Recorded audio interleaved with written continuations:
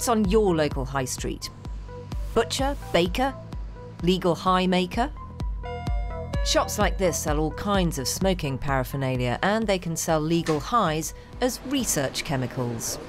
I can see all the chemistry stuff in a tiny copy of the periodic table, but what about the actual product? Do you stop legal highs here? We stopped research chemicals. Yeah. So, could I please buy some, do you have any Go-Gain? We stock Go-Gain, yeah. Yep, and some Poke. We do stock Poke Extreme, I suppose. Okay, a couple of packets, please, yeah. Did you notice how these research chemicals have names that make them sound like hard drugs?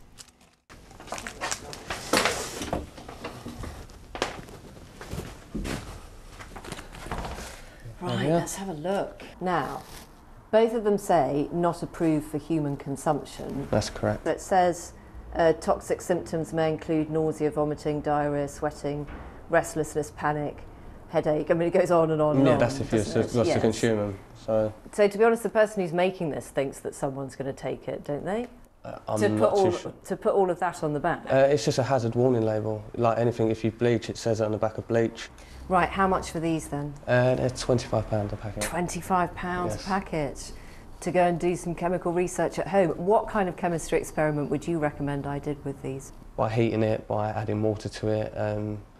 There's so many different, that's just 2 chemical sort of procedures you can do on their own. Yep. So just research into them, that's why they are research products. Thank you very much.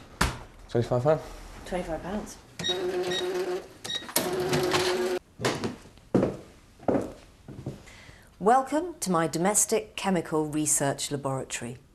How utterly bizarre that I can walk into a shop where I know they're selling products that other people use for recreational drug use. But they will only sell it to me and I can only buy it if we both collude in the belief that this is entirely for chemical research at home. Do you know what? I'm going to ask a proper doctor of drugs what he thinks this stuff is for. So Adam, what is in these? Okay, so methylamino-propane.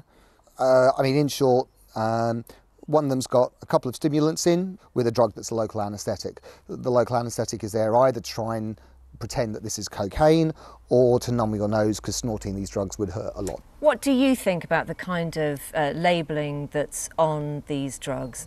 It's not a warning, it's exploiting a loophole which actually places people at risk. It means that people who own the shops and who produce the packets can't actually put on the back saying this may cause seizures, paranoia and hallucinations, and if you're going to take this drug, it comes on after 5 minutes, it lasts for half an hour, but don't take it if you're pregnant or driving.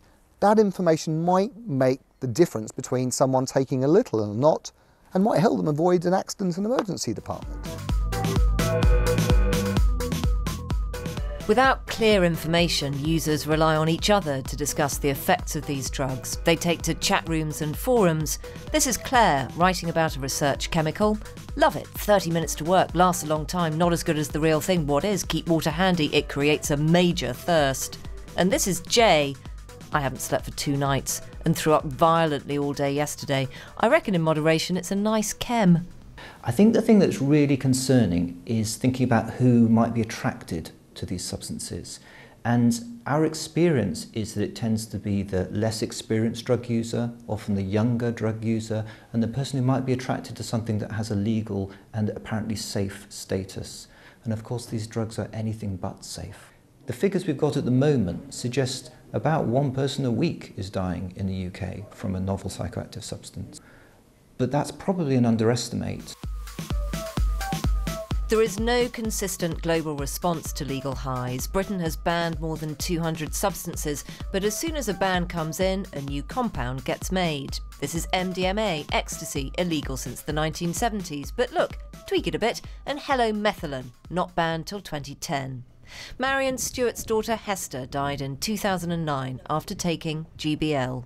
You must put the onus on the dealers and the sellers to prove that these things are safe for human consumption. If you think about any pharmaceutical drug or anything you ingest, it has to have been through trials. And before it goes through human trials, it goes through other trials. So how come we're allowing these things to be for sale when they've been through no tests whatsoever? We don't even know what's in them. They could maim our kids for life or kill them, and yet we're allowing them to be sold. It doesn't make any sense at all. So, welcome back to the Domestic Chemical Research Laboratory. 3 big questions. Number 1, is the global response to legal highs fast and effective enough? Number 2, if the UK is the legal high capital of the world, then why aren't we policing it better? And number 3, what does happen when you pour this into water?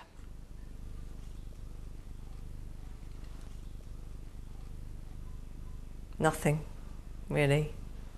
It's not very exciting, is it?